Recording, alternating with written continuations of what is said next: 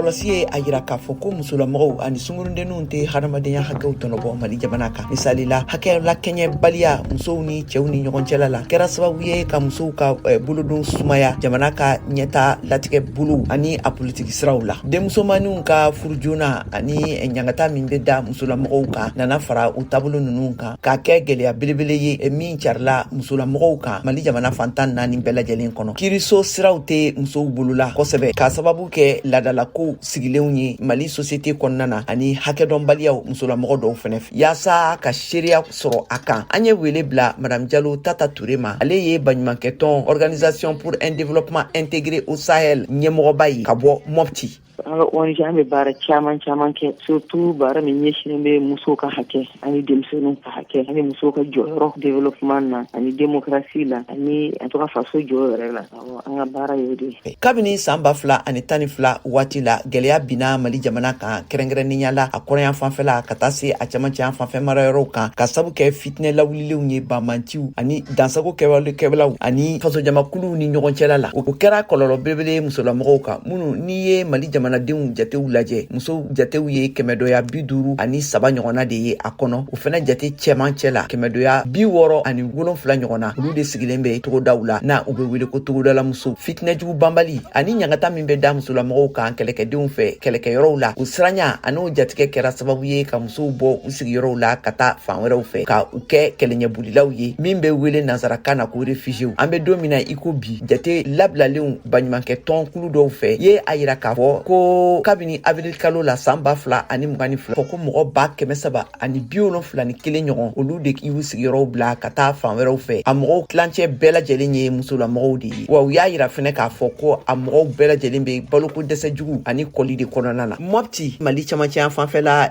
dugu belebeleba caman bolila ka bɔ Mali kɔrɔyan fanfɛla la ani dugu misɛnninw kɔnɔna na musolamɔgɔw la ka na u yɛrɛ madugu o yɔrɔ ninnu na. An ka Madame Diallo Tata Touré n'ale ye ONG Organisation pour un développement intégré au Sahel présidenti ka seereyaw lamɛn a kan. Donc an ye min jateminɛ fɔlɔ 2012-2013 ninnu na gɛlɛn ani jihadisme ni terrorisme o daminɛna nord de la mais an bi yɔrɔ min bi centre ta de juguyara fo an bi ɲini ka ɲinɛ nord kan parce que au moins a daminɛna nord la wagati min village couture ma détruit village couture ma tiɲɛ muso kɔnɔmaw ma faga denmisɛnninw ma faga nord kɛlɛ la mais malheureusement o bɛɛ de bi ka kɛ an ka centre la kɛlɛ in nana n'o bɛɛ ye ka village couture ka tuni tɔw sur la carte nationale ka muso kɔnɔmaw faga ka denɲɛrɛninw faga u si la tunu donc c'est pour dire que centre kɛlɛ in a gɛlɛyara kojugu fo k'a fɔ a gɛlɛyara. I b'a sɔrɔ caman cɛw de bɛ faga ni cɛw fagara musow ni denmisɛnninw de bɛ to donc musow de bɛ kɛ chef de famille ye musow de bɛ boli u ni matarafa u denw donc caman dans les sites de déplacés i b'a ye caman ye muso ni denmisɛnninw de ye u ni cɛkɔrɔbaw donc musow bɛ kɛ chef de ménage ye olu b'u occuper denmisɛnninw la olu b'u occuper cɛkɔrɔbaw ni banabaatɔw la parce que cɛ les hommes valent l'eau y'u bɛɛ faga donc a ko gɛlɛyara kojugu fo k'a ka gɛlɛyara donc surtout dilanna Mopti région na à peu près 8 sites de dilanna mais o ma bali caman bɛ taa famille d'accueil la parce que site ninnu tɛ se ka bɛɛ ta à reconnaître que vraiment gouvernement y'a seko kɛ Nations Unies dɛmɛbagaw min ye MINUSMA ni PNUD ni OCHA ninnu vraiment olu fana an b'u fo olu seko kɛ mais dɛmɛ mana kɛ cogo o cogo a tɛ se ka bɛɛ labɔ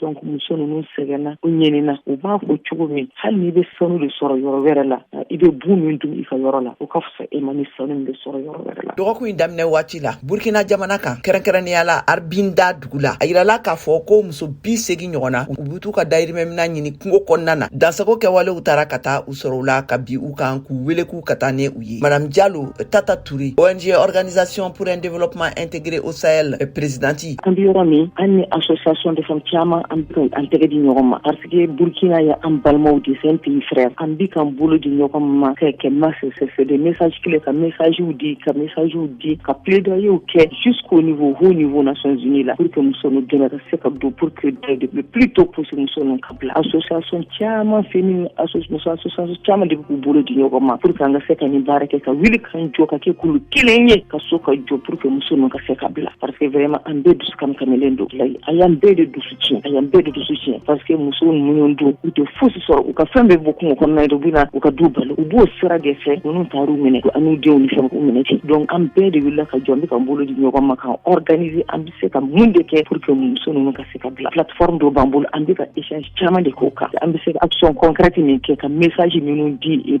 c'est très fort pour que an ka se ka lamɛn.